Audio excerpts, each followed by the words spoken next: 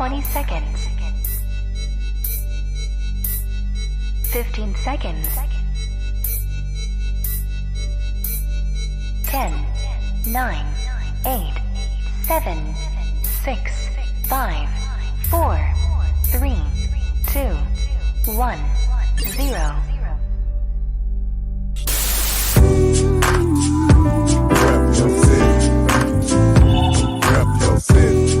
Okay. Rep your city. Let me see the mic. Rep your city. Give me the mic. Rep your city. I got you. Rep your city. I'm gonna tell you about mine. Rep your city. It's time for us to go live, so rep your city. I really would appreciate if y'all roll with me. Feeling this music cause it makes me wanna step. And if you don't want it to, then you lying to yourself. Cause every time we party, we gon' have fun. I don't know about you, but I'ma rep where I'm from. Rep your city. Okay. Rep your city. Let me see the mic. Rep your city. Give me the mic. Rep your city.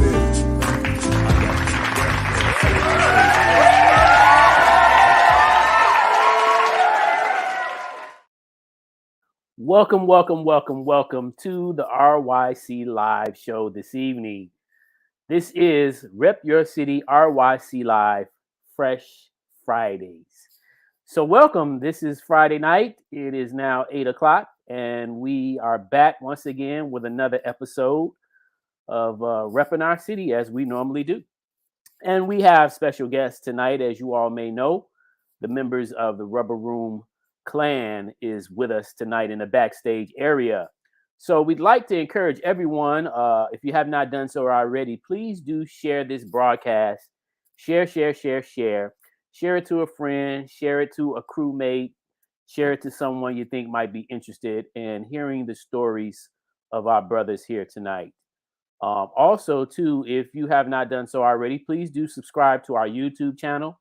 That's RYC Live on our YouTube page, RYC Live, or you can follow us or send us a friend requests on our platforms on Facebook at Rep Your City or RYC Live.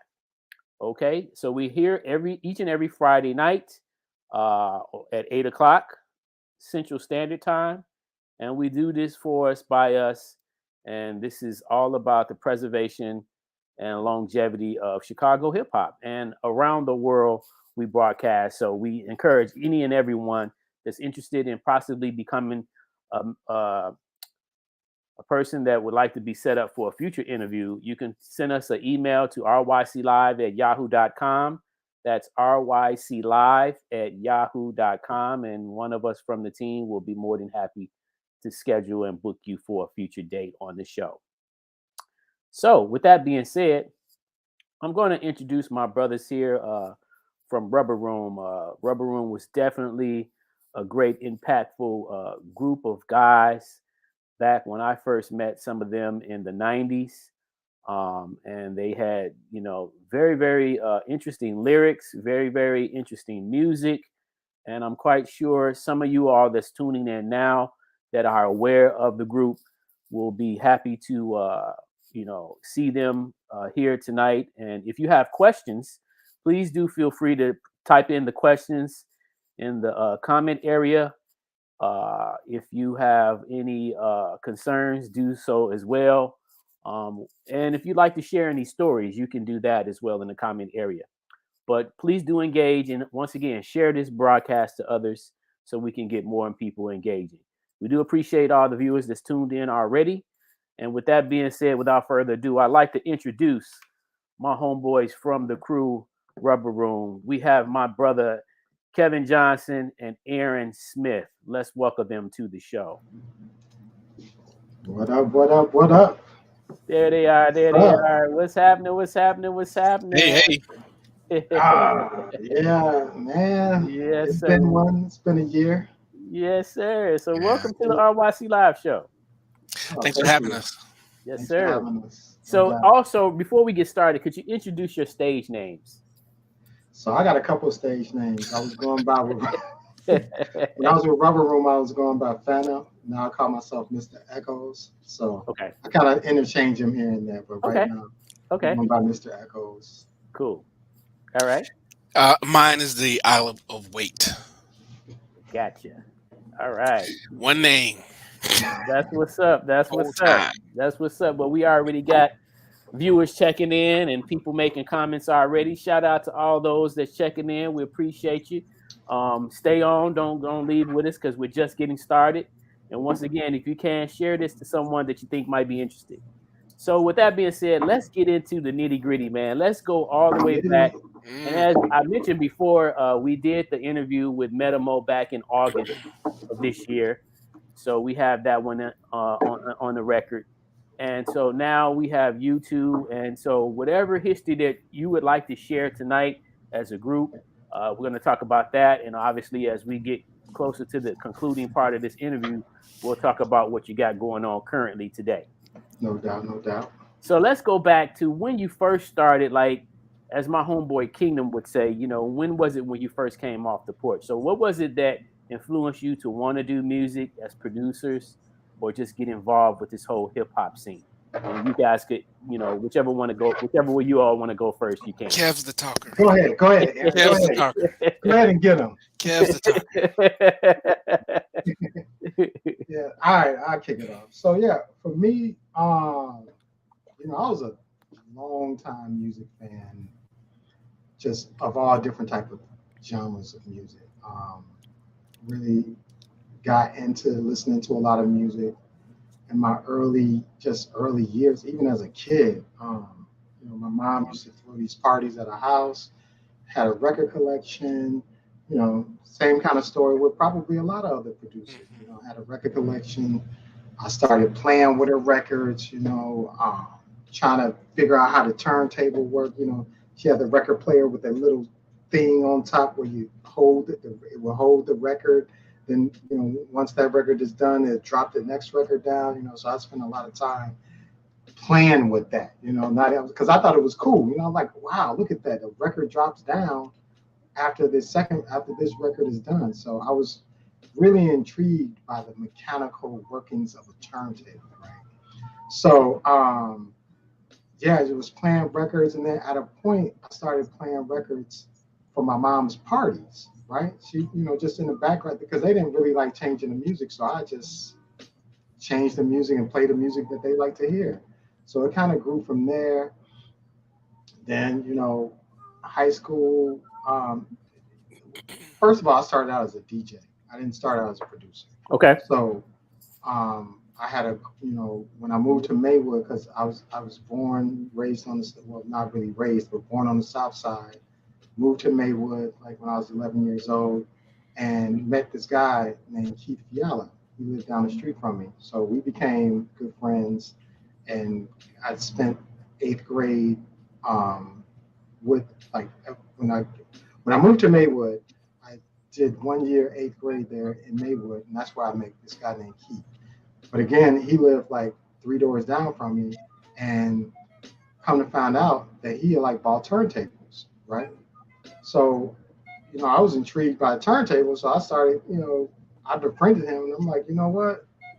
Let's form like a mixing group, right? So we were called the Mercury Mixers, right? Wow. So we were doing like all these like little block club parties and pool parties and backyard parties and adult parties. I'm like 13 years old, doing adult parties. So started out kind of doing the DJ thing.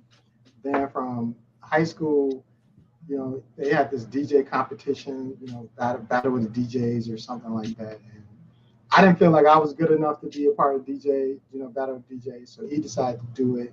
And, at that point, we just kind of kept going. And then later after that, I started listening to, back in those days, there was really no rap. I don't want to give away my age, but there was, rap was this thing that really kind of didn't exist in Chicago. Everything was house music. Everybody was into house, which is cool. I like house music, but there was really no rap. But one of my friends introduced me to these rap tapes that was coming out of New York, right? That's when I first heard. He came back, so he was in Job Corps in Detroit. So when he came back with these tapes. And he was like, yeah, have you ever heard of Public Enemy? And I was like, no. He was like, check out this tape. So he showed me the tape, right? And I'm like reading the tape, like reading the names of the song titles on the tape. And I'm like, my Uzi, my Uzi weighs a ton. Like, he's like, he's like, oh my God. He's like, my Uzi weighs a ton. I'm like, oh, my Uzi. Oh, like the gun, Uzi? He was like, yeah, man. So, I'm like, man, this is the first time I ever heard Public Enemy. Okay.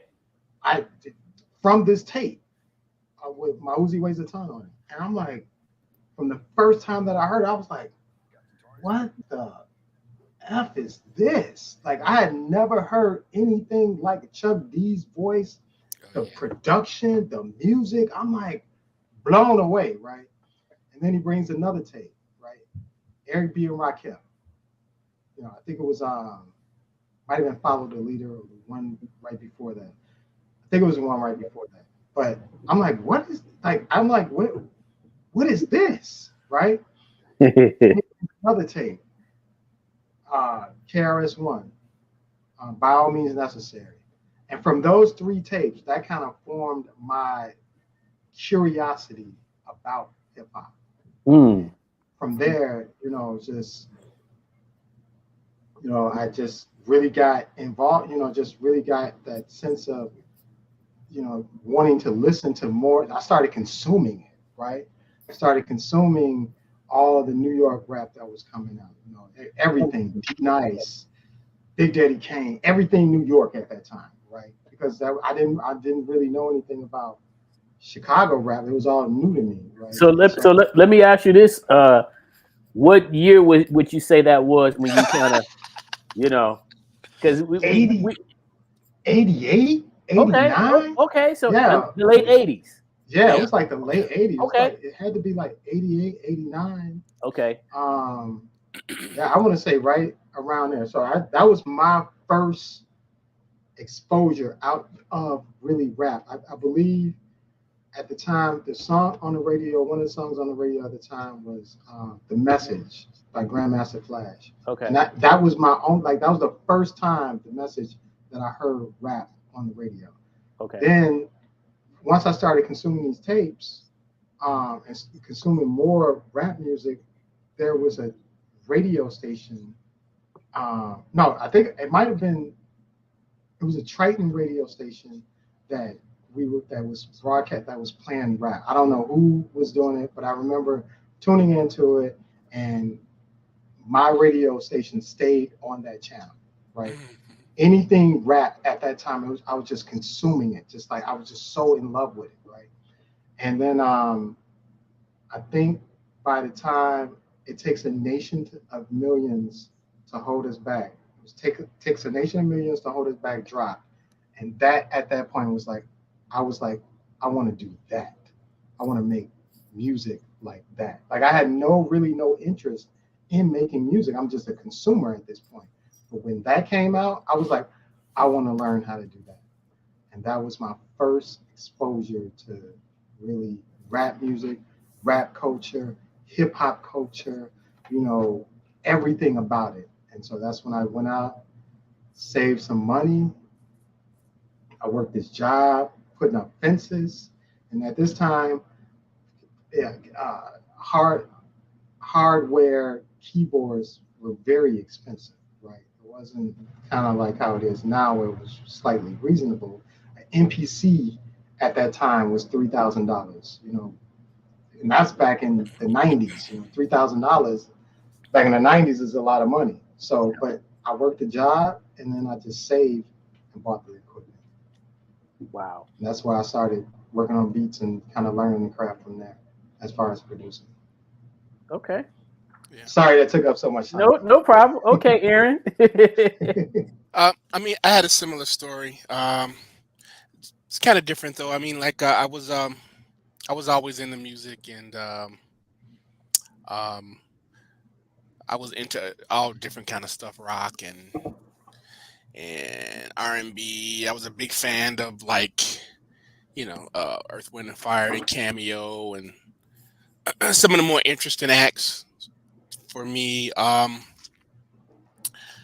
Um, but let me see. When I got into hip hop, basically, I was in college at the time, and I had a good friend of mine who's really into hip hop, and another guy that I ran track with. I ran track in college, and it was a guy from Florida.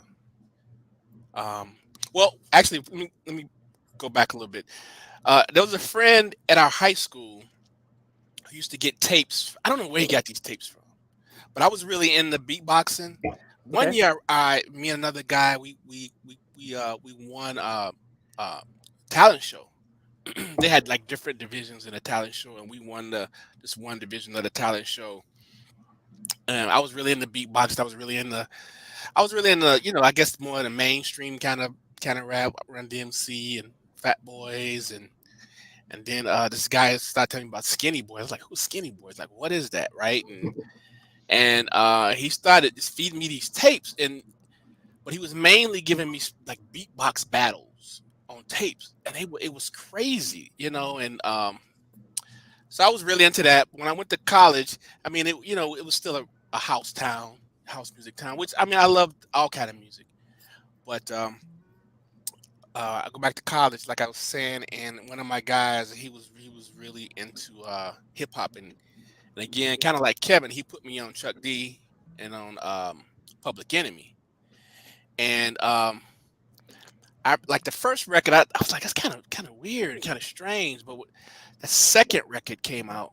Yeah, I mean, it just blew me away. It was so creative, and yeah, so I was really into creative music. There was a lot of At the time there was a lot of really creative like underground music at the time. There was a lot of creative techno. There was some yeah. creative house music. So if it was creative and it was interesting and it was skillful, I mean I was really into it back then. Right. At the Yeah. same time I was in college, I was trying to take studio classes. I didn't know they had studio classes. I was taking radio and television and was hating it, and so there was a whole thing that was happening there, and I ended up landing back at home and uh, started going to Columbia. I realized that you could take studio classes in school. I was like, well, I started going to Columbia, and I remember they had some kind of I don't know if it was more of an exhibition or a battle of it was a hip hop. Maybe it was more of an exhibition, and uh in my mind, I'm looking for like, okay, what am I gonna do? Like what's the scene? And I got there, and it was Steady Serve, Ange 13, Tone Be Nimble, and I was like, what's happening in my own city? Like, Right. what? Right. What's going on? And I mean, Right. and Tone Be Nimble did this crazy thing with the turntables, and I hadn't really seen that before. I mean, I've heard stuff, but I hadn't seen it, right? Right. I was like, all right, this is what I'm trying to Yeah. be around. And I felt like I was at Fame or something, being in Columbia, because like, oh, this is it. This is what Right. I'm doing. I mean, it was crazy. I got the best grades of my life, just doing studio and being around creative people. It was awesome. Yeah. Didn't Tone be nimble like during the routine take his shirt off or something like that? No, not at that Oh, he one. didn't He do he that. was doing Yeah. the doo-doo. He was some doo-doo, and then he took off Oh. his shoe. Oh. Okay. He took off his shoe, and he was doing something with his shoe, and it was what's happening here, like, Yeah. right? So I was working with some friends doing some hip hop stuff, and my guy who introduced me to hip hop at SIU when I was back there, he introduced me to Chauncey, just Wittitude, and Chauncey was like, "Man, you got to go over my boy Kev's crib. He's got a what did you have, an EPS EPS 16 and EPS Sonic. 16. We got to go over Yeah. there." I was like, Yeah. "Cool, take me over there." So we go over there, knock on the door, and this dude comes to the door. I'm like, "Oh, I know this guy. He done grew about 2 feet, but I know this guy. He had I don't know what kind of crazy growth spurt you had, man. Yeah. I was But short in high he school. was I was shorter real than short. way short, man. But Yeah. anyway, it was such a coincidence where I just figured, okay, this is the right thing. This is what I'm supposed to be doing.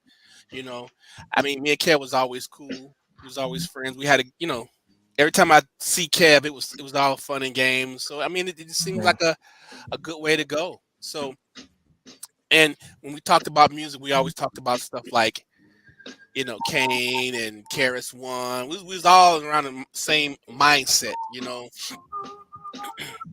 And I remember watching videos like on BET or something. I remember Wu Tang was on there, and they're talking about uh,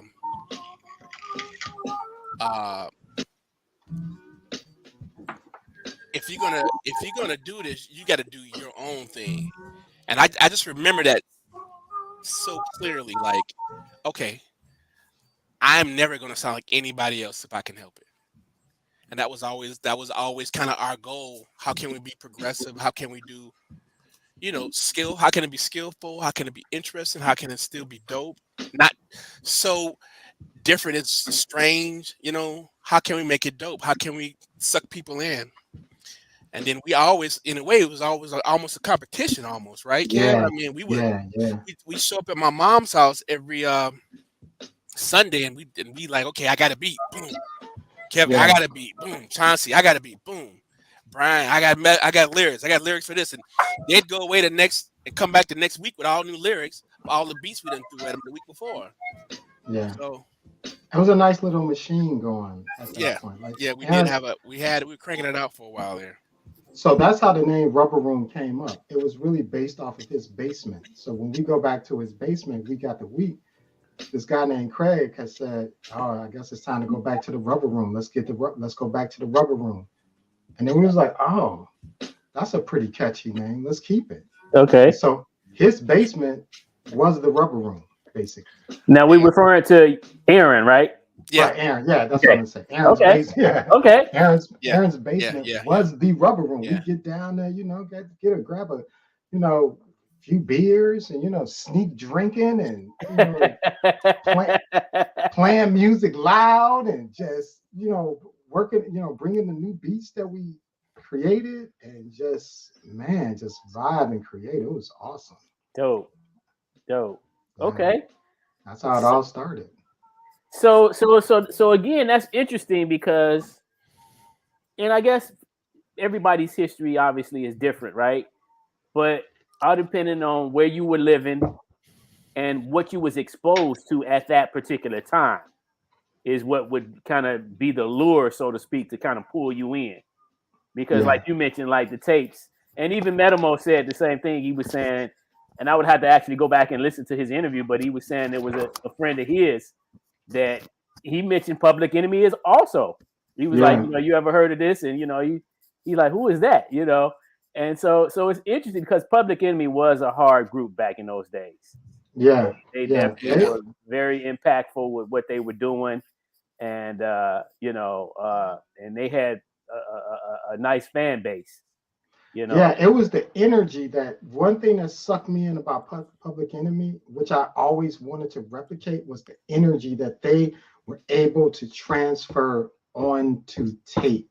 Yeah. Like I feel like that is such a missing element in music sometimes where they transfer the energy well. Yeah. And that was the thing that just blew me away. Like this energy is just so great. I'm like, it's like this man's voice over this confusion of production. Well, not really, it's like an organized noise almost to me. Yeah. How they just all just mixed, and Chuck didn't really stand out way over here, or the beats didn't stand out way over here.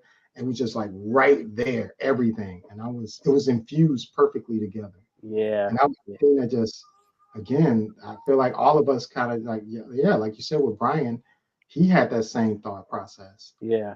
Aaron had the same thought process where it's just like, it's just like I got shocked. It was like, okay, let me do this. I felt. Yeah. That's interesting. Very interesting. Now, let me ask you this. Now, that's coming from artists outside of our city or outside of our state. But can you recall anybody at the time that you were hearing for the first time that you were hearing groups like Public Enemy were there anybody else in Chicago or surrounding areas that you had got a chance to hear at that time? That was, I mean, Spillani's. We could Okay. talk. I mean, Spillane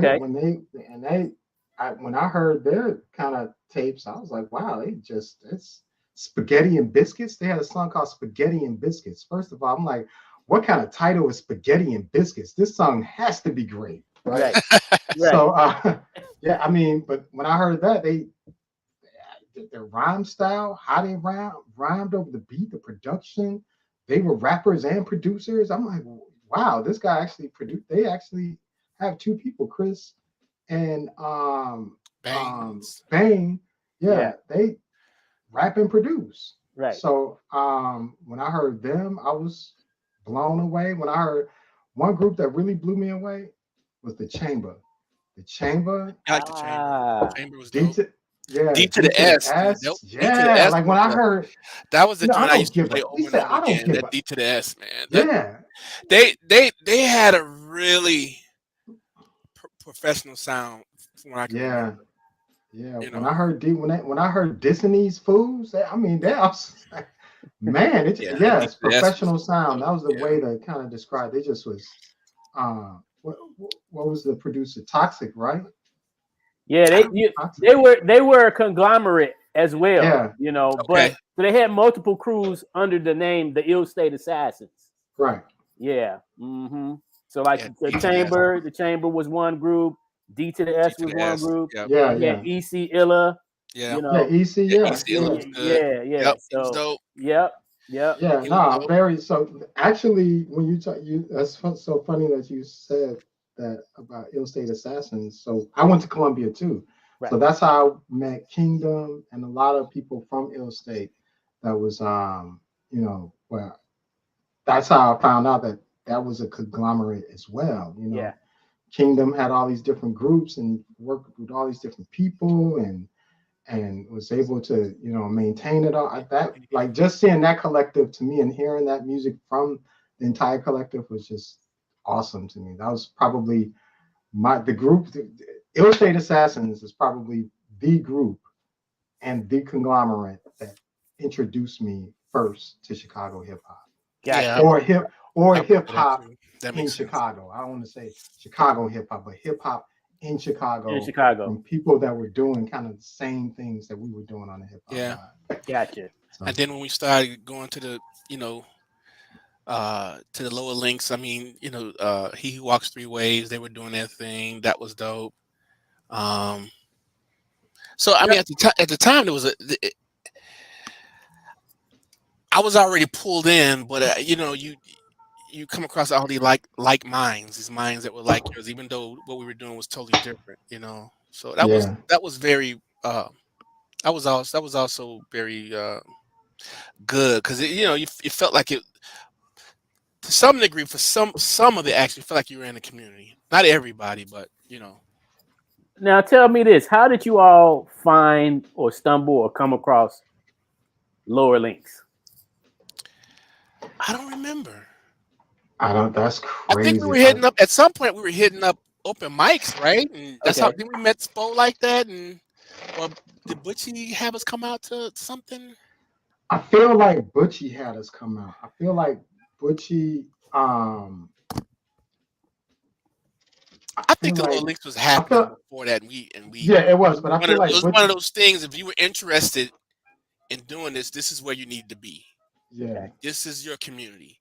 I know Butchie introduced us to Spo, but I'm not sure about if he got us to come down to Lower Links. No, it wasn't at Lower Links. We met him somewhere else. It was at some other open mic, and remember we walked in, and it's this huge voice. He was doing all these different voices. You remember that? Right. Yeah. And it was like, who? He was, that's my boy. That's my boy. Which is like, that's my boy. I gotta meet him. And then, yeah, man. So, nice. Yeah. I don't know how we wound up finding out about Lower. I don't know. I don't remember, but it was probably because it was the place. It was the place you would want to go if you're trying to be a part of that community. Okay. Yeah. Now let me ask you. You mentioned a radio station at Triton. Do you know what the name of that was? I don't remember. Dang. I don't And either. But I do remember they were playing rap music. playing rap music, and then also NUR was playing rap music, and it was Okay. JP Chill show. Maybe chill. Yep. JP Chill. And, Now we that could that was actually HBK with JP Chill. HBK. That's what I meant to say. Yeah. HBK. Right. Mhm. Yeah. And, HBK. so you all listen to HBK. Yeah. Okay. Oh yeah. Yeah. We were Okay. able to get it. I mean, the frequency was real staticky. Yeah. You know, you had to fine tune it just enough to get it to where you can hear it. You can still hear static in the background, Right. but you can hear the music. That's where my radio station stayed at, right there. Okay. Just like, it was always there, and that's how I listen to rap music.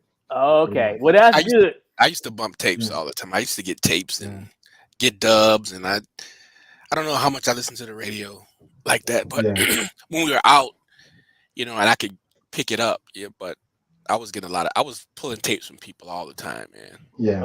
Okay.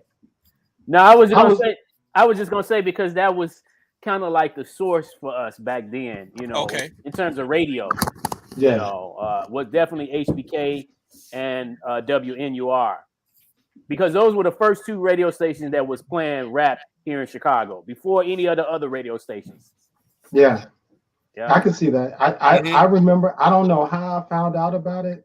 I do not know. I couldn't tell you, but I just remember that was HBK was the station to listen to. Right. Yeah. I had a good receiver at the crib too. I had one of them old school Pioneer receivers that can pick up anything. Probably could pick up a Mars signal. But I just remember just being tuned to that station. There was another radio station, and let me make sure I put this out. There was another radio station before them, but it played a variety of genres, and it was called WBMX. So that radio station, where the Hot Mix 5 was playing back in those days. Yep. But it wasn't until HBK and NUR came along because they started strictly playing rap music. They had an actual rap show. Yeah. Yeah. I remember NUR was hard to pick up. I tried to pick up NUR. I think it's still obviously it's internet now. Right. But it was pretty hard to pick up back then. But it still was that same thing. You can get a little piece of it, but HBK had the really good signal. Okay. Okay. So that makes a little sense now, because obviously now you're not only going to be hearing more of the stuff coming out of New York, but now you're going to start hearing some of the local groups from Chicago. Right. When you're listening to HBK. Yeah, I feel like I got real entrenched in the local scene though, specifically with Lower Links. Okay. Yeah. Even meeting Ange. I think I met Ange there at Lower Links. I mean, Children of Reality. I mean, just so many different people. Okay. And again, like I said, like we're all saying, it's like the scene was so small, like it was the same people kind of going to the same events and showcasing and performing and just being out there. Let's talk a little bit about Lower Links, because obviously that was special to you all. So tell the viewers that's tuning in, what was that like for you all, personally? What was that experience like? I mean, for me, I thought it was incredible. You had DeRoe, you had this open mic kind of platform. He was funny too, because he would let you know if it was hidden or if you had some type of technical issue or if the beat wasn't right, or your beat was messed up or you recorded it too low, or he would let you know. So I thought that was kind of some of my fears too. It was like, oh man, do we record the beat right? Is it gonna be loud enough? Are we gonna have a technical difficulty? But he was great, super instrumental in the process, because he allowed you to get up there. I want to say it was 1 minute type of format or a song. You got a chance. I think it was a song or two. Yeah, it could have been right. Yeah, I guess I did. I guess 1 minute would be short. That's really nothing. But yeah, like a song. I guess that's what I meant to say. Right. So he would, if we were doing a song or two, he just ran it that way. Like, okay, everybody sign up for the your showcase list, whatever list that you had, and we got up there and we did our thing. And I feel like the crowd, what I really really appreciated, and I felt confident about what I was doing or what we were doing, is the fact that Lower Links didn't play. Like if you just weren't coming off, the crowd would let you know, Mm-hmm. and they let you know by booing, right? There was no in between. There was no sympathy. There was no, oh, it didn't come off. We're gonna be real quiet until the next act going on. If they wasn't feel, it was like some straight up Apollo, you know, night at the Apollo type of stuff. You get up there, crowd boom. That's it. So yeah, super nervous about the first time. I think we did Stacks or something like. Was it? I feel like we did. No, it wasn't Stacks. No, we did different. We did at that time. We were still not Rubber Room. We were kind of all. We would all go down there at the same time. Oh, Remember, we were okay. doing something with John, and then Chauncey was doing something with Brian, and Right. how he's little. And then at some point, we just said, "Man, why don't we just like do like a super group or something?" And then we ended up with 3 MCs and 3 producers. But when we first started going, we were going Doing separate. together, Right. Okay. Right. but we were all we were all kind of different Not as Rubber Room. not as Rubber Not Room. as Rubber Room, but I Yes. felt like when we did do it as Rubber Room, I just remember being super nervous and just like, is this gonna come off? And the crowd ate it up. And that's when I realized, okay, we got a shot at this. Hmm. We didn't really get booed. We didn't get booed. We didn't get, crowd wasn't silent. Crowd wasn't just looking at us. Everybody was kind of like head nodding, like, yeah, they were into it. I felt that energy like that. So for me, that's when I realized that, man, we can make it. We can do this. So you mentioned earlier that's where it pretty much where it kind of where the fire was kind of lit in terms of performance, right? Was Yeah, the Lower Links where the first definitely. place y'all came out to perform? Um, in the city, yeah. I mean, we Okay. did some stuff.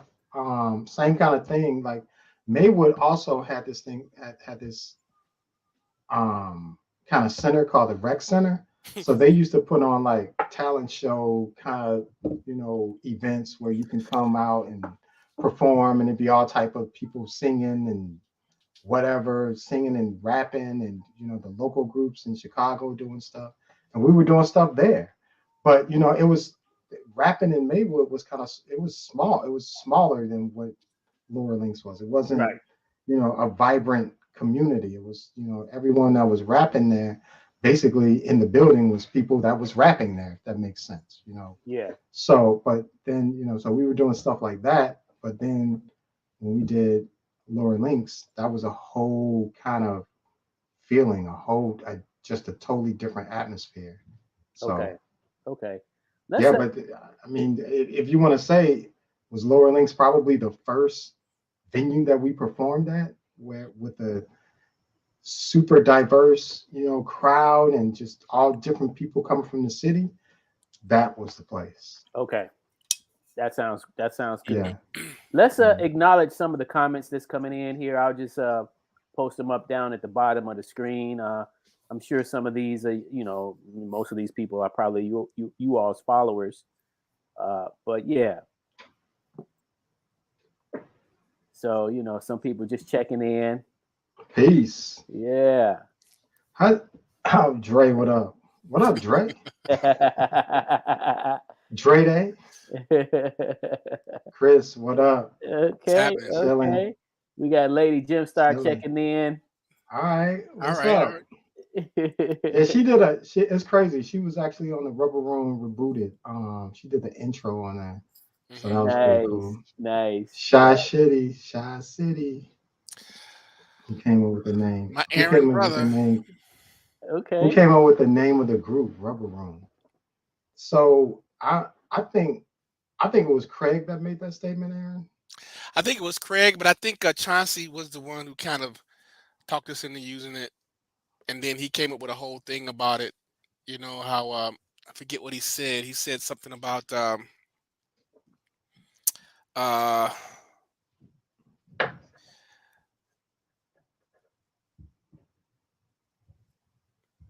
So this is terrible because I don't remember exactly Yeah. what he said, but it was something about, when you don't fit, people call you crazy when you don't fit into their norms, Right. basically. And he was like, we were all about not necessarily fitting into the norms, Right. and Yeah. we didn't want to sound like New York, we didn't want to sound like LA, we didn't want to sound like nobody. We just wanted to be unique and just we were trying to mold people over. We were just trying to hit hard, big lyrics, big beats, and we didn't want to sound like anybody. And I mean, when the whole conversation came up, it was very fitting. It was an easy conversation. He didn't have to. That was not a conversation you had to sell anybody on. Okay. Yeah. Okay. Okay. Sounds good. Yeah. Here's another person here. Said, What's let's happening? go. Congrats. Yeah. What up, bro? We got Yeah, that's my guy. Chris Hernandez checking in. Yeah, I could play. I could play back there if I want to. I could play. That'd be funny. I could play on the virtual background.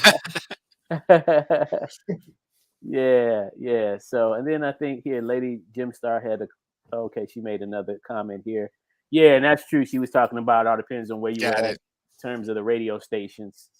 So Yeah, that's wild because we live west, so it was hard at the time. We was west side, so West Maywood What considered west side, suburbs? What suburbs? west suburbs, right? yeah. The west suburbs. But yeah, I don't know. HBK worked out for me Yeah. very well. What up, sir? That's what's up. That's what's up. Cool. So let's talk about so when you guys actually officially formed as a group officially with RubbeRoom, talk about the dynamics of what made y'all who y'all were.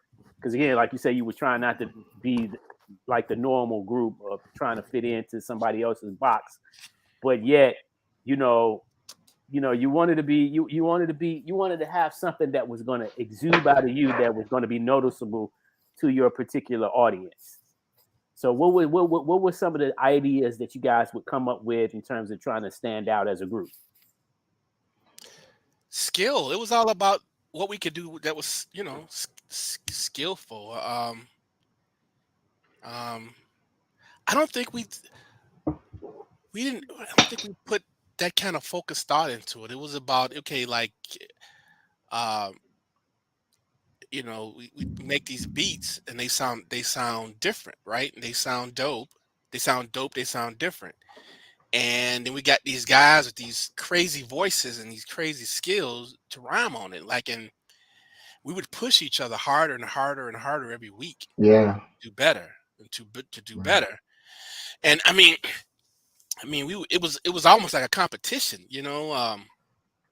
we show up, we practice every Sunday at my mom's place in Maywood, and I mean, you showed up with new beats, right? I mean, if you didn't show with new beats, I mean, it was kind of embarrassing, right? You show with new Yeah, beats, and they better be like, battle worthy. You know what I'm saying? Like we showed up every week, and then the MCs would take those beats, or they would maybe pick this, pick that, and they'd come back um the next week with rhymes.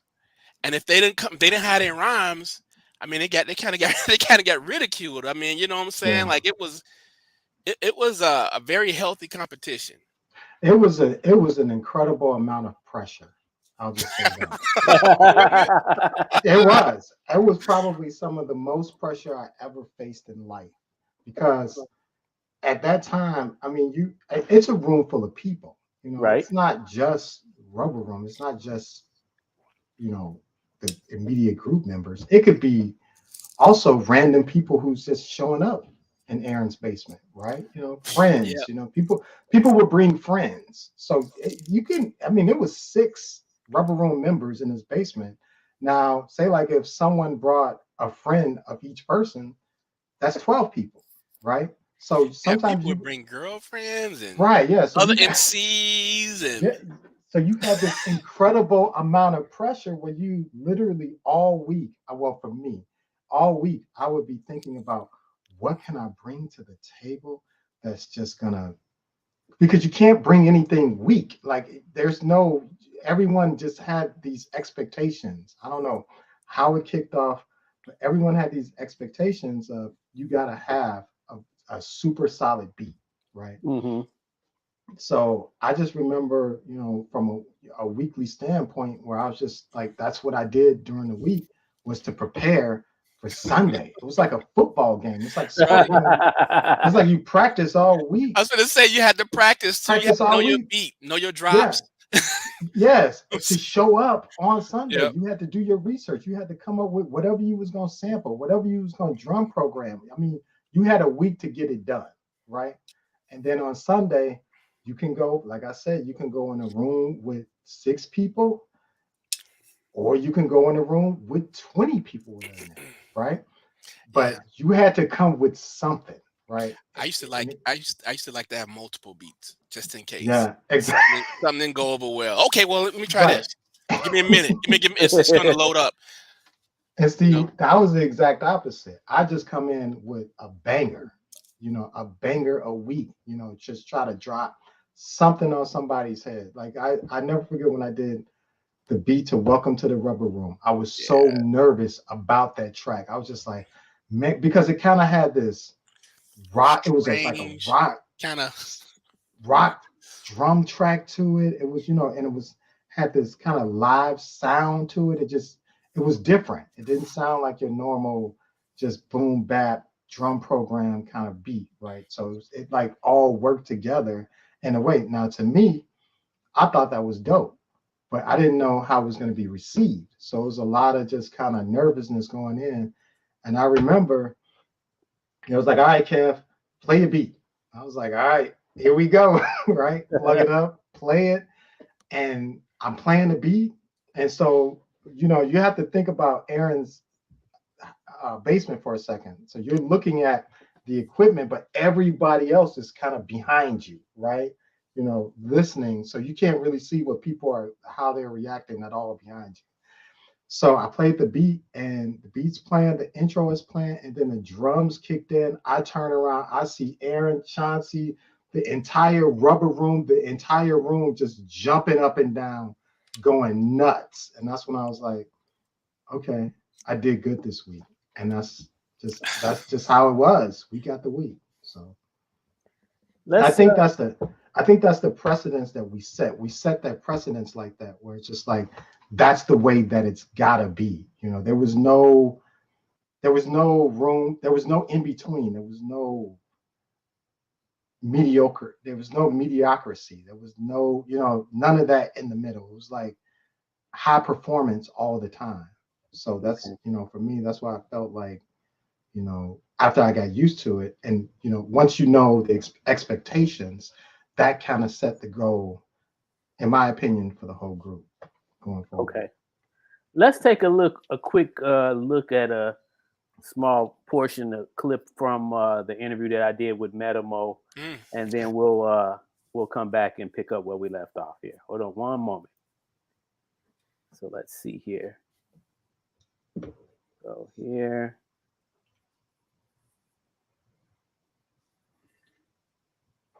All right, so let's go here. There we go. All right, let's take a look at this. So what it's going to take basically is a divine act of prophecy to take place for people to start to change for these guys, these young men, to start to understand what's going on. Just as good as Young Thug is behind bars right now.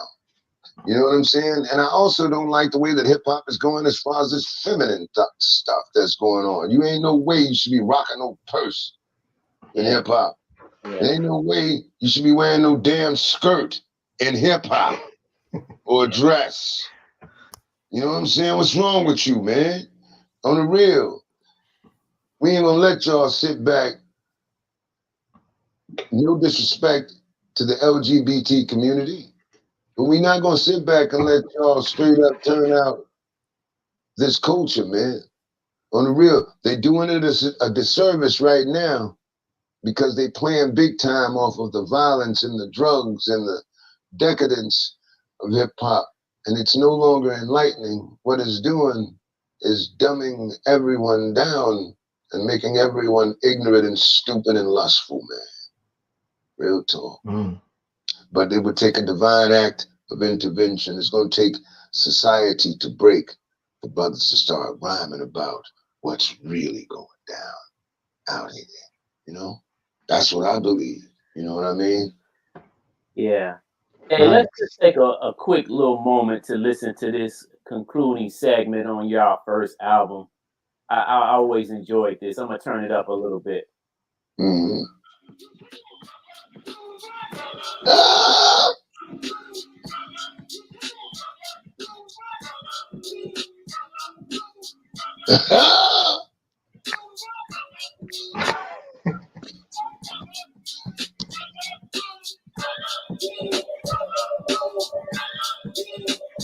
Yeah, that was the joint. Yeah, boy. That was the joint, boy.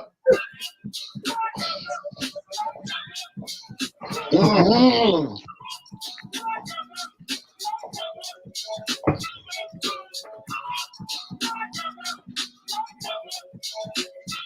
Aaron did that beat.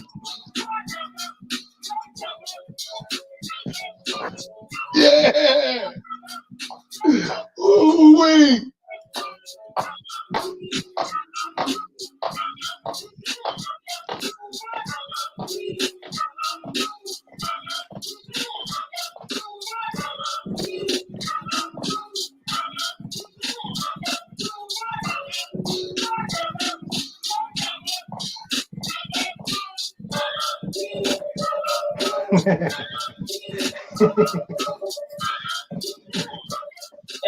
Hey, man, I just want to say, man, it's amazing that you still have that same energy as back when you guys put that out,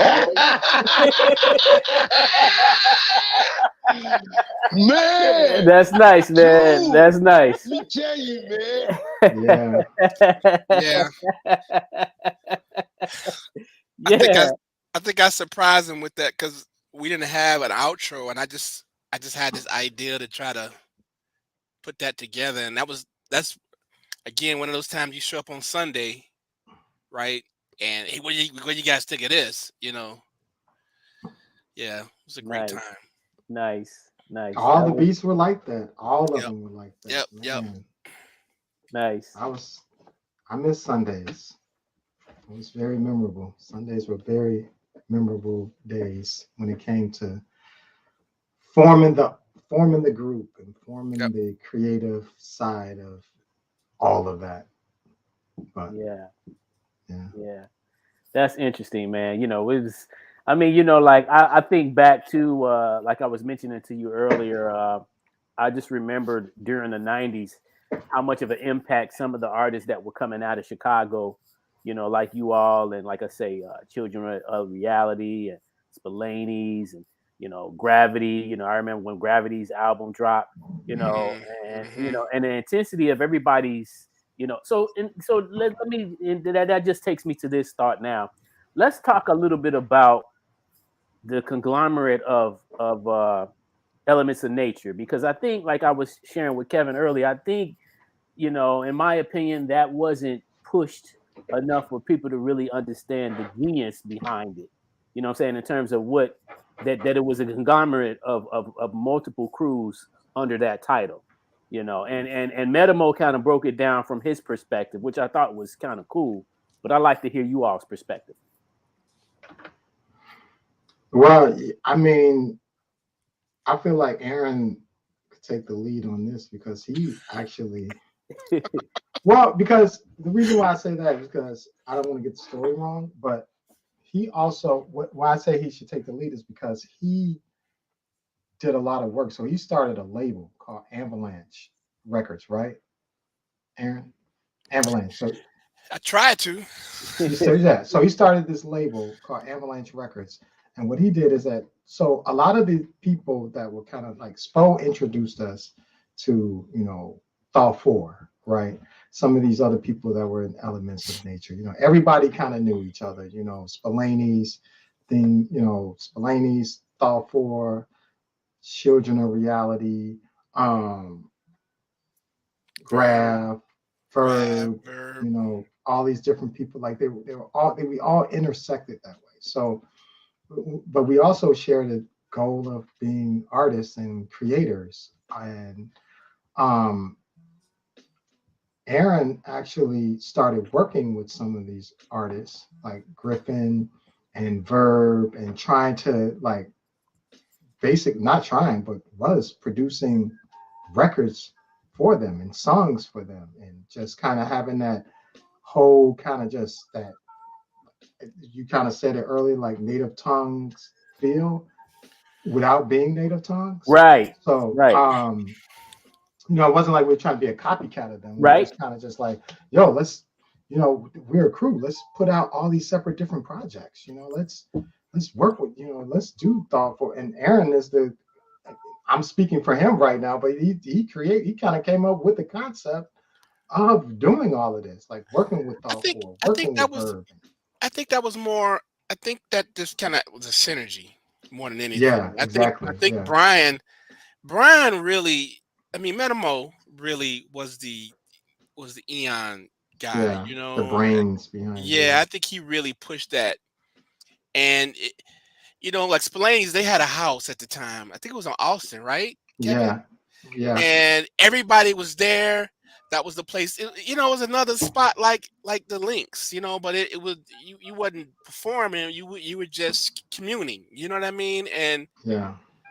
um, as far as eons go, I really feel like that was Brian's really thing. And then you know it was his thing really. You know, kind of pulling in um like minds, right?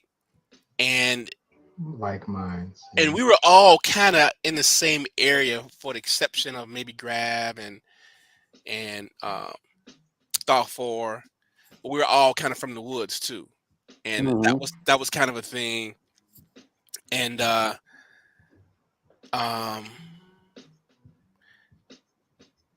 so I mean, it's interesting. Yeah, we never really did a project as ends, but I mean, we supported each other. We you know, support each other in ways of like what's good, what's not good, what's dope, what's you know, like what are you doing, like pushing each other to release stuff and to keep busy and to make good music. The thing that Kevin is talking about was kind of a side thing of Eons, Okay.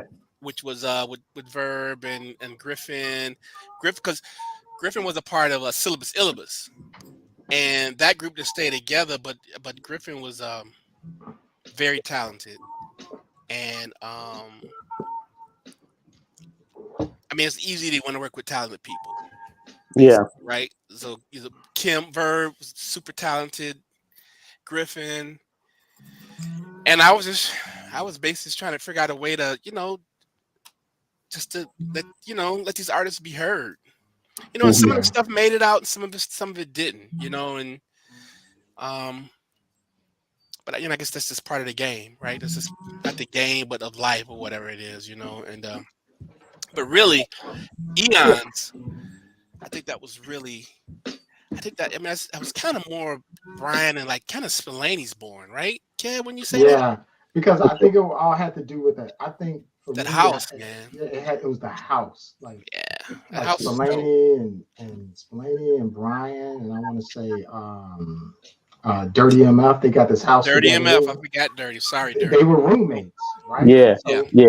these roommates attracted all of that. I feel like it attracted like the hip hop kind of community, just brought it closer together. I remember one time we show up and I'm working on a track with with with Spillane's, and it was just crazy. I just show up with my drum machine, and um, I keep forgetting his name. Spillane, from Spillane's, not Chris, not Cool Out, Bang, right? Tony Baines. Tony Baines, yes, dang, Tony Baines. So he be like, yeah, I'm working on this track, Kevin. I need your drums. I'm like, I became the drum guy for some reason. Like everybody wanted me to do program drums, right? I had an MPC 60 It was kind of the latest, greatest kind of sampling technology that was out. It was a great drum machine, still is. But so I'd bring it over and program drums. But in the mix of all of this at this house, it could be a party in the next room. It could be people doing all kind of different things in rooms. I'm sitting in the kind of the sunroom with Tony Baines, and we programming a track, right? And then they would rhyme over the track, and then that's how it was such a creative process like that. Like honestly, that was kind of one of the first times where I felt comfortable. Usually, when I make beats, I'm isolated in my room or studio making beats. Tony Baines will have you coming out with your drum machine in a party, making a beat at the party. Kicking it. It's just a completely different energy. So I feel like, it was. I feel like that house was like haunted with creativity. That's the only way I can describe it. Like, the ghost of creativity was in that house. Yeah. The freestyle ciphers that was in the house. Ooh, legendary. Yeah, just legend. Grab and all these. Man, I wish we could have recorded that stuff. That was wow. Yeah. So back in the day, there was no recorders. There was no, no one could whip out their phone. But it was just like incredible in that way, where it was just so organic and so natural. And I think probably what Brian did, I feel like he made that call to be like, elements of nature. This is what this is. Elements of nature. I can actually remember him saying that. I feel like that's how that kind of all came about, and that's where we went from there. Yeah. And then Aaron took that and kind of created, the content for it and worked around it and was doing like these incredible songs with Thought 4, like, and I never forget when he produced when you did Switchblade, just an awesome song, like it's just like it was just. And then we're playing these songs out, and people had never heard this stuff before. And people are just like, "What is this?" Like what? The beats are so good. The rhymes are so like there was no denying it. Like we were doing stuff that people just couldn't deny. Wow.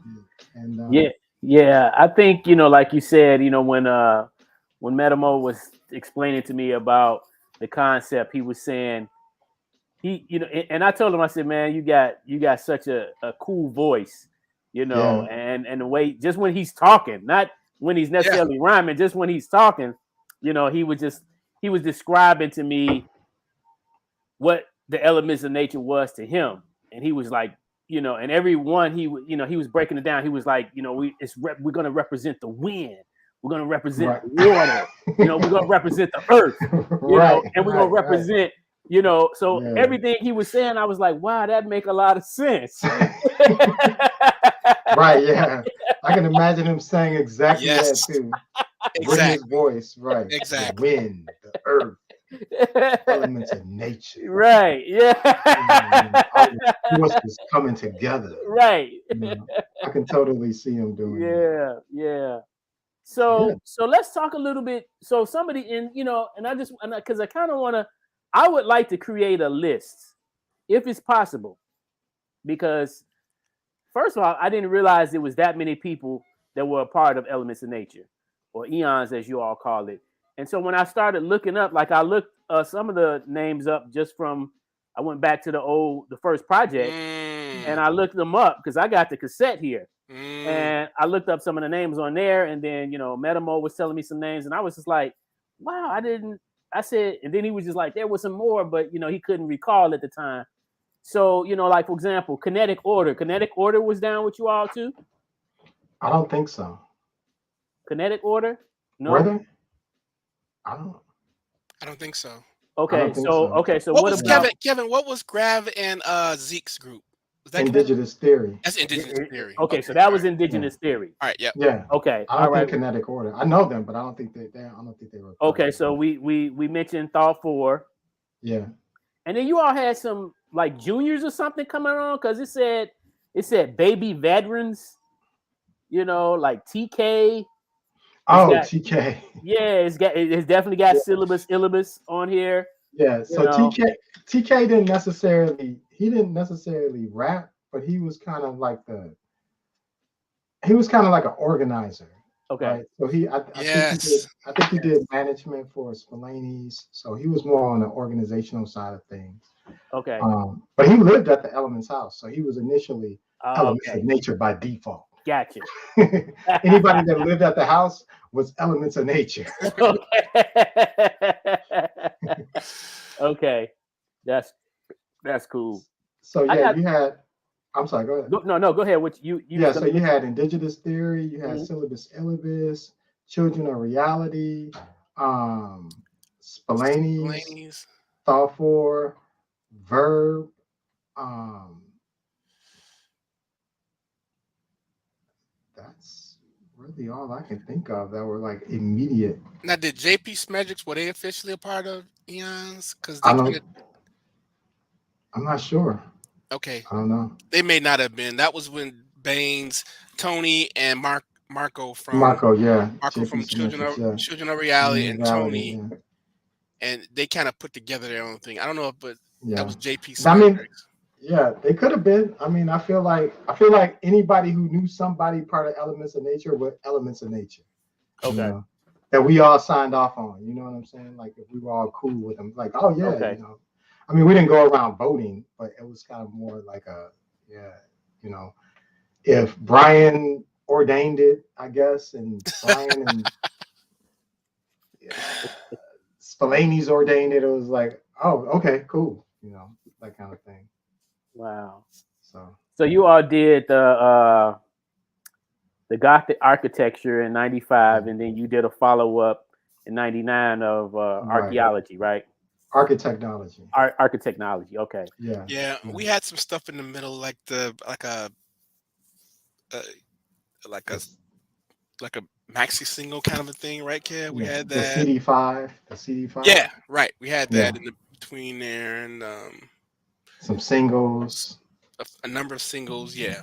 A lot of vinyl that came out. A lot Yep. of singles. We Yep. had Street Theme. We had, you know, the body snatching remix. And we had White Hot Razors. White Hot Razors. Yeah. Yeah. Okay. So Did y'all do any videos for any of those songs? you know, no. We did some for Sector Rush. Sector Did that, Rush. Did that yeah. ever? It never came out. It never came out. Oh, We wow. on the video side of things, I want to, you know, that's so funny because I'm in contact with the guy who actually made the video. Oh, really? He's Okay. on. Didn't you like introduce us to that guy? I thought that was your boy. Mm-mm. No, Mm-mm. it's crazy. I forget how I meet people sometimes, but yeah, I'm in contact with him who did the video. He stays in Minnesota now, Minneapolis. Okay. So maybe I could see if I can get the video from him. But yeah, the video just didn't develop like we wanted it to. It was super expensive. We was blowing all of our money in the studio. See, all of our money went to the studio. Back then, all that stuff was expensive, man. All that stuff was the studio. I mean, back then, you know, we recorded 2-inch tape, right? And it wasn't no home studios. Well, you could have did a home studio, but it wasn't professional. Right. You know, so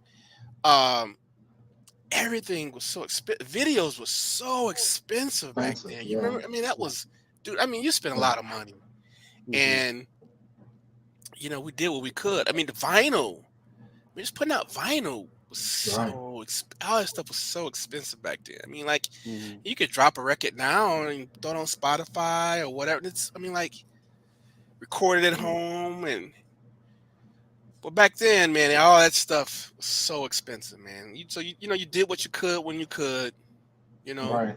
By the time we came out of professional recording studios, we was like, and we didn't have a deal, so we was doing everything independent. Yeah, you know? That's what I was going to say. Yeah, we were doing it all by ourselves. We didn't have a record deal, so we were just like, okay, well, how can we get the best professional sound to give to people? Because we're hearing these records that's coming out of New York and these vinyl and hearing the boot camp click, and they sound on vinyl was just beating up everything. I'm like, how are they getting this to sound like this? Like, why don't our stuff sound like this? You know, that was my thing in my head. Like, how can we translate it on vinyl? Here we go about transferring energy again, right?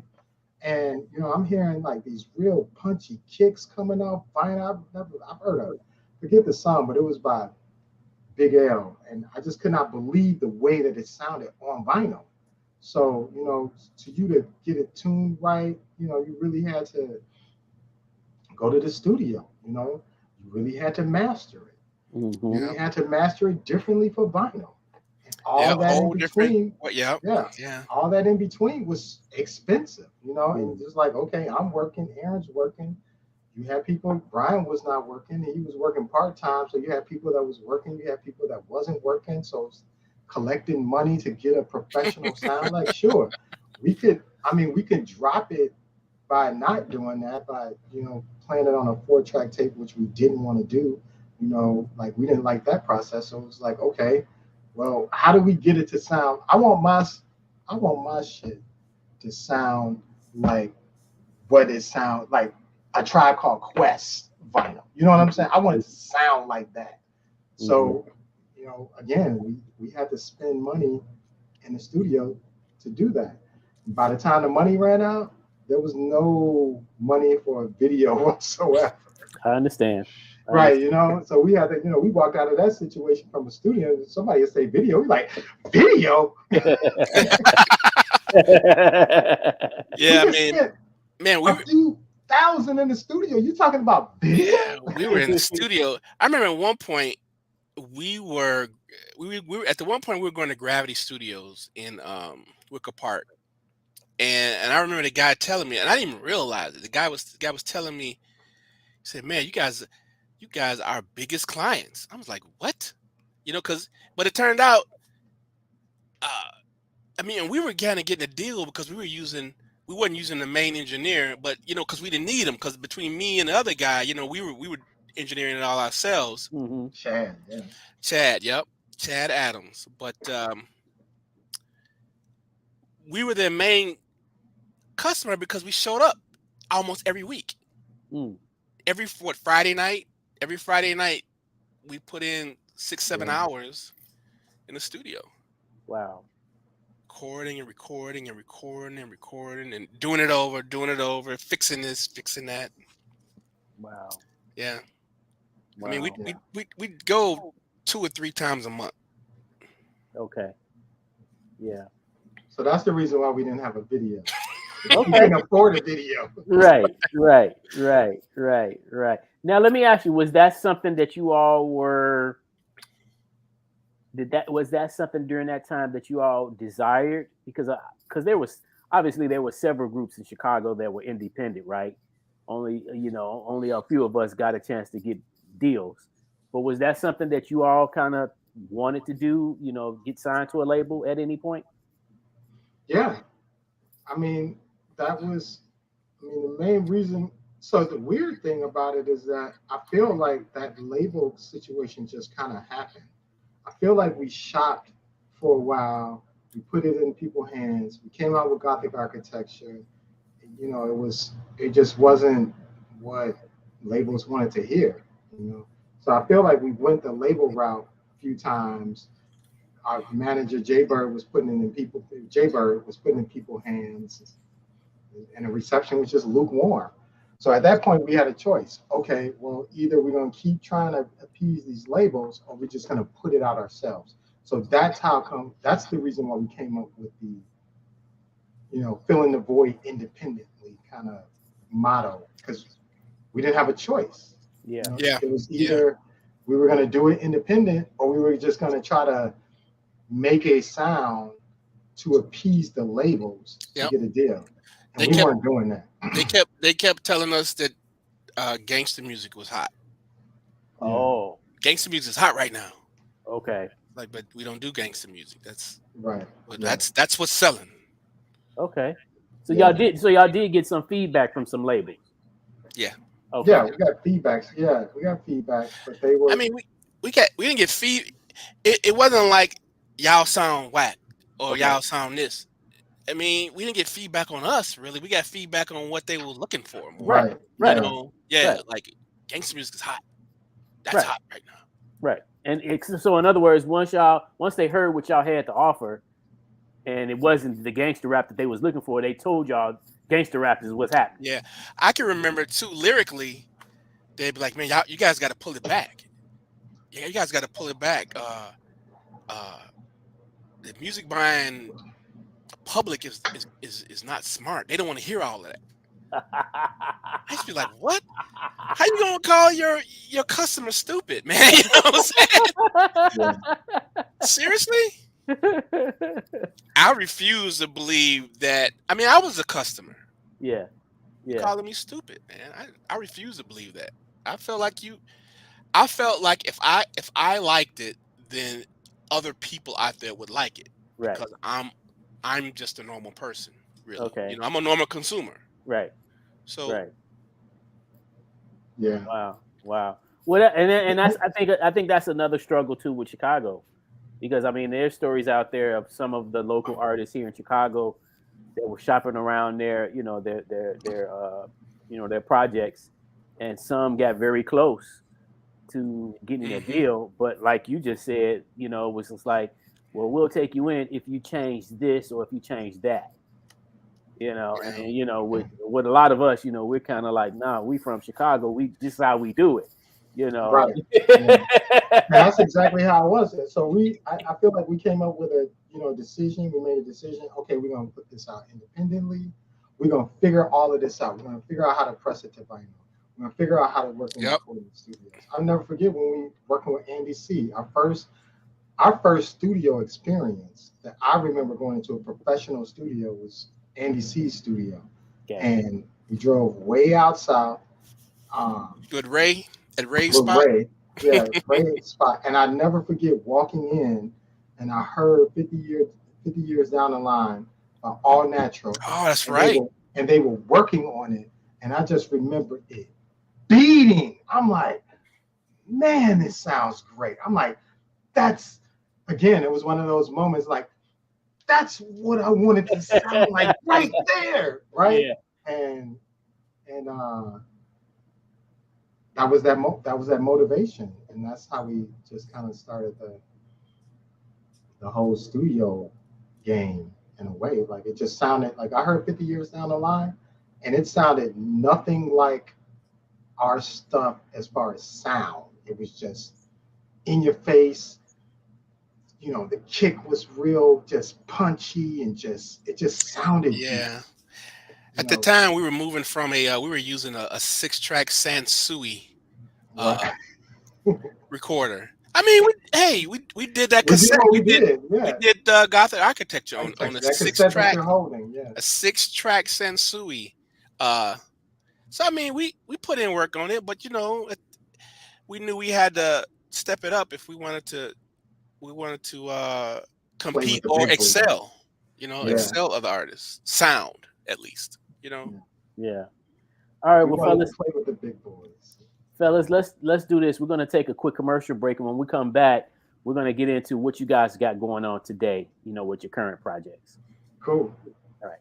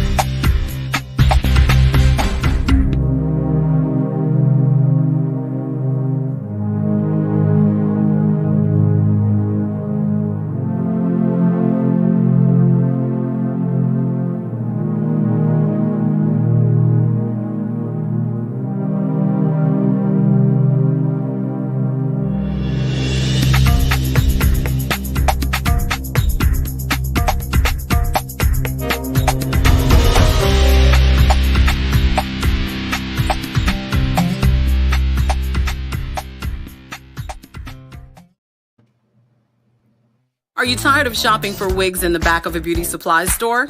At Random Glam Wigs and Accessories, we give wig lovers the shopping experience they deserve. Personal attention in a chic boutique atmosphere. Fabulous wigs and unique accessories, all at affordable prices. Try on as many wigs as you like. Our friendly glam consultants will be happy to help you find the perfect look to fit your lifestyle. Be a Glamazon and discover Random Glam Wigs and Accessories. We are conveniently located at 7207 South Exchange Avenue in the historic South Shore District. Shop where you're appreciated and get the personal attention you deserve. Visit us online at randomglam.com. Random Glam Wigs and Accessories, 7207 South Exchange Avenue.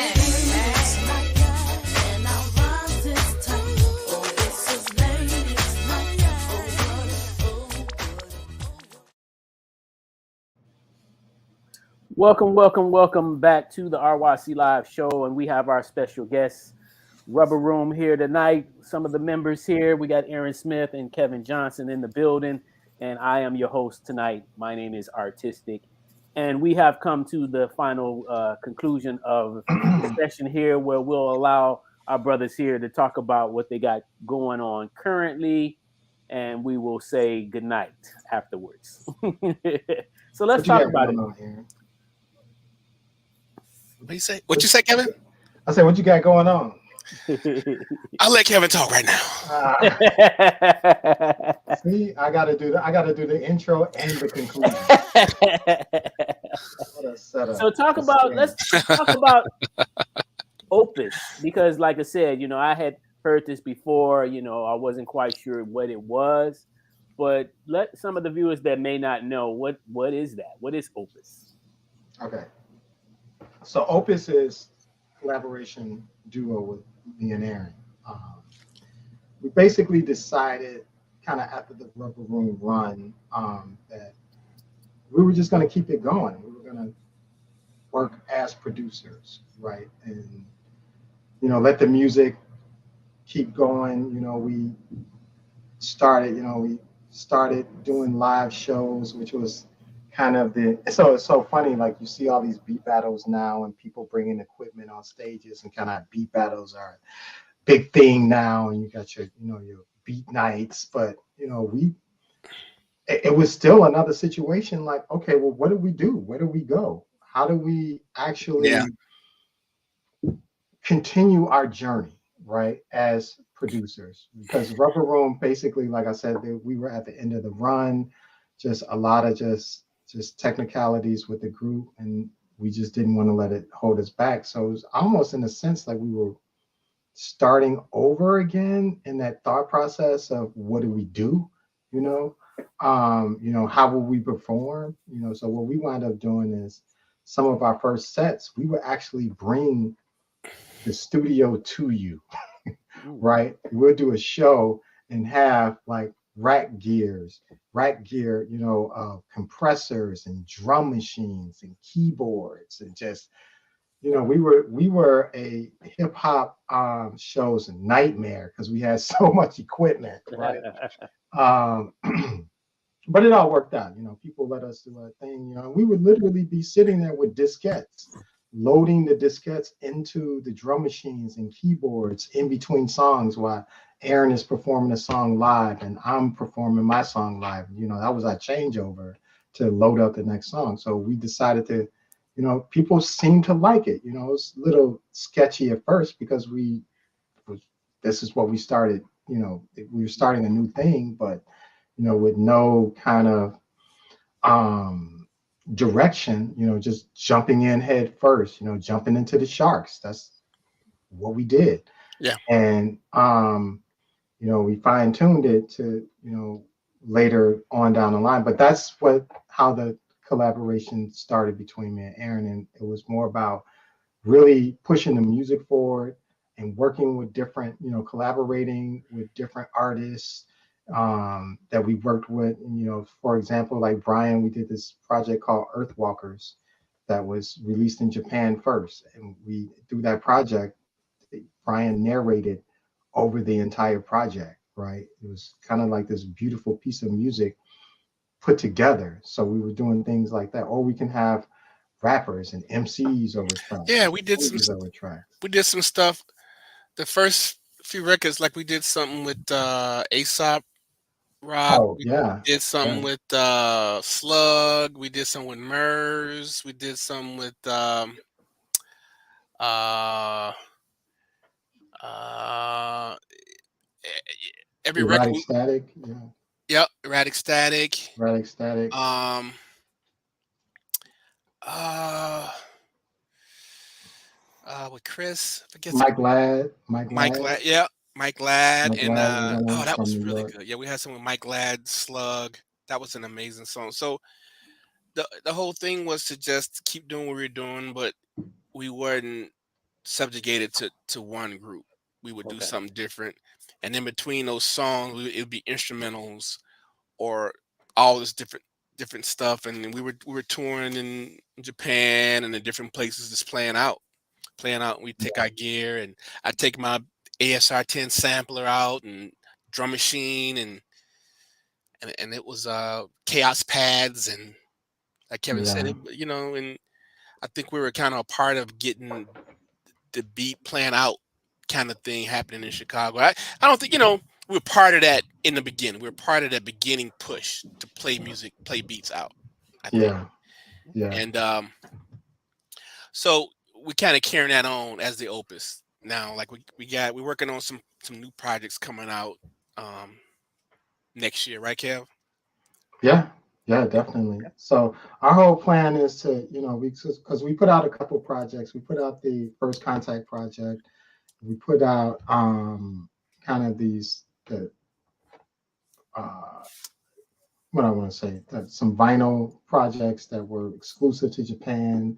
Put out another project which was an EP. So, but our thing now is that we want to actually like push it more forward and put out content and just keep putting out content and letting that just define us, not just putting out a project and saying like, oh, let's wait another 2 years before we put out one, or Yeah. just really kind of stepping away from, we're trying to get away from that whole let's put out putting out a project and not really following up, which I feel like that's something that has kind of been our Achilles heel right now. Yeah. So now the thought process is just to keep putting out content and just keep doing it. So, and again, I can collaborate with musicians, singers, MCs, anyone that we decide to do it with. So that's what's really kind of on the horizon, the opus. And yeah, I put out some solo stuff. I put out a project that's Mr. Echoes, Needful Things. And then I had some remixers come in and remix it as Needless Things. And it was, just getting that content out. So just trying to stay busy.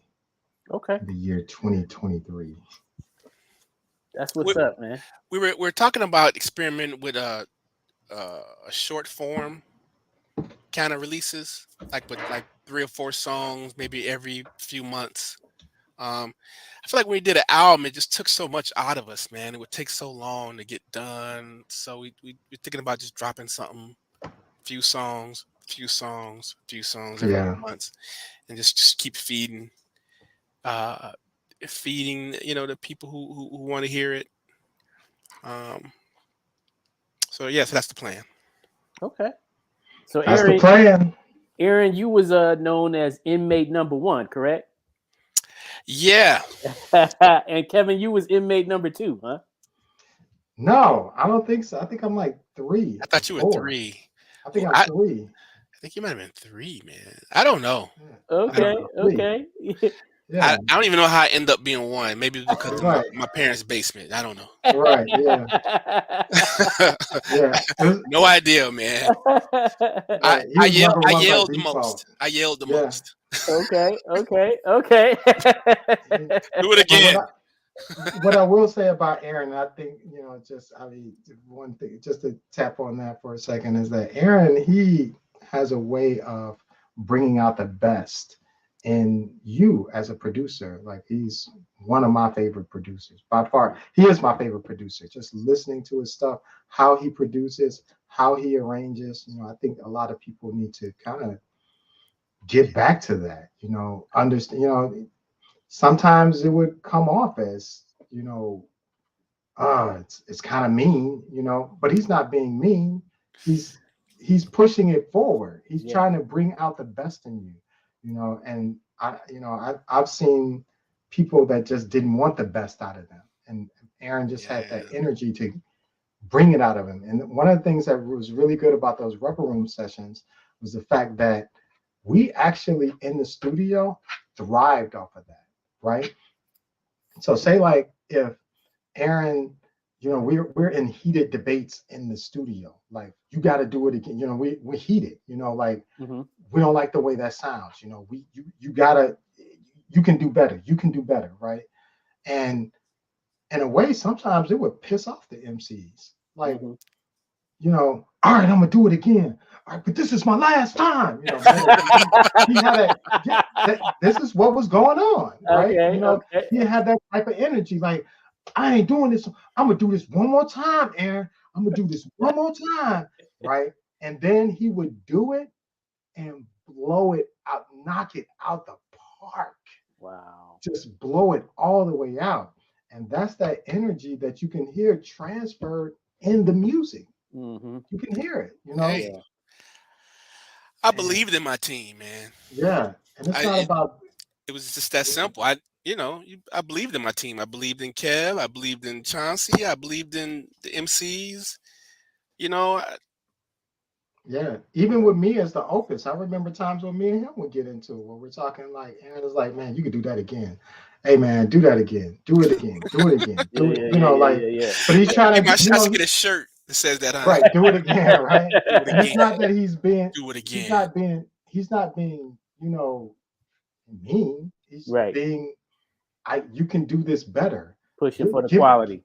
Give me your best. Yeah. And that's the one thing that I always, and I tell him this all the time, like that's the one thing that I really appreciate him as a producer, because he brings out the best in you.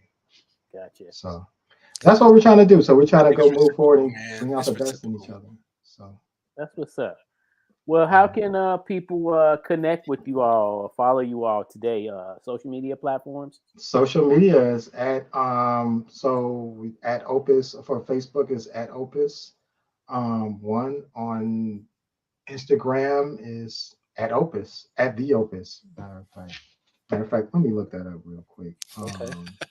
Just to make sure, right? Just to make sure. Yeah. So Instagram is the Opus One, the Opus number one, basically. Okay. With the number one. So nice. We're active on social media, Instagram, Facebook. So, and if you want to tweet or be on, hit us up on Twitter, it's the Opus Online, at the Opus Online. Cool. Kev is active. Okay. I'm not, man. I'm a studio guy. I'm not really a big. I'm gonna try to be better this year, though. Okay. Well, be better. Right. You guys got to promise us that you're gonna make a effort to come down and visit us at the Chicago Hip Hop Heritage Museum, and bring any items. Like I said, if you have any music, even if it's not a physical piece, it could be digital, or any kind of artifacts. T-shirts, any stickers that you maybe have of the group. Like I know Dirty MF has he has a big sticker collection, and he's supposed to be getting with us to bring some of that stuff over to the museum. But yeah, man, we would definitely appreciate you guys coming down and blessing us with your presence. Absolutely. Yeah. So we'll talk about it. Thanks for having us. Yes, for sure, man. It's been my honor and a pleasure, and I look forward to some more conversation in the near future, man. Like I said, we got to get you guys down there, take some pictures, and all that good stuff. Looks like we just lost Kevin. What happened? I don't know if he was on his phone, or sometimes people use their phone and the phone go out, and then it just takes them off of the connection. But we're done anyway, so it's all good. So hey man, thank you so much. Appreciate all your work and look forward to getting with you guys soon once again. Yeah, this has been a blessing for us, and thanks for having us, dude. Thanks so For, much. for sure, man. You know, it's like I say, it's my honor, man. I'm glad now I got at least 3 of the members, so that's better than 0. Next time we will make sure we get lumber. Yeah, Lumber. yeah, Yeah, yeah. That would be great. absolutely. All right, man. So see you back around. And you all have just watched the RYC Live show, Rep Your City Fresh Fridays. My name is Artistic once again. And we want to thank our special guests, RubbeRoom, uh, Kevin and Aaron here representing from the crew. And we thank you all for all of your contributions to Chicago hip hop. And we look forward to any future work that you're going to be doing. Thank you. And once again, we'll be back next Friday once again with another episode of Fresh Fridays. Rep your city. All right, y'all. Peace.